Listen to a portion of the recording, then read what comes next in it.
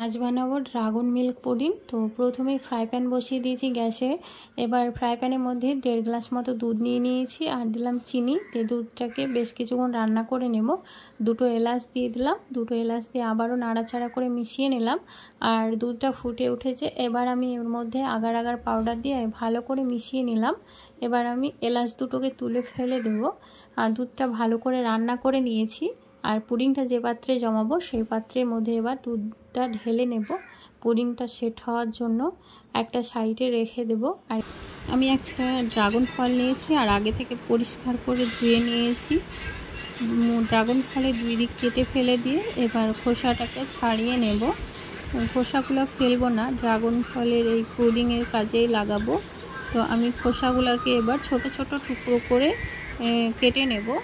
আর কিছু ড্রাগন ফলের খোসা আগে থেকে আমি ফ্রিজে রেখে দিয়েছিলাম, সেগুলোও কেটে নিলাম। আর একটা পাত্রে আগে থেকে পানি বসিয়ে দিয়েছি গরম করতে। ওর মধ্যে খোসাগুলো দিয়ে পরিমাণ মতো চিনি দিয়ে ভালো করে মিশিয়ে নিয়ে এবার দিয়ে দেবো আগার আগার পাউডার দিয়ে আবারও ভালো করে মিশিয়ে নেব। এটা ভালো মতো ফুটিয়ে নিয়েছি আর একটা কাপের মধ্যে ছাঁকনি দিয়ে ছেঁকে নেব। পুডিংটা তো সেট হয়ে গিয়েছে। এবার ওর মধ্যে ড্রাগন ফলের টুকরোগুলো দিয়ে ভালো করে সাজিয়ে নেব।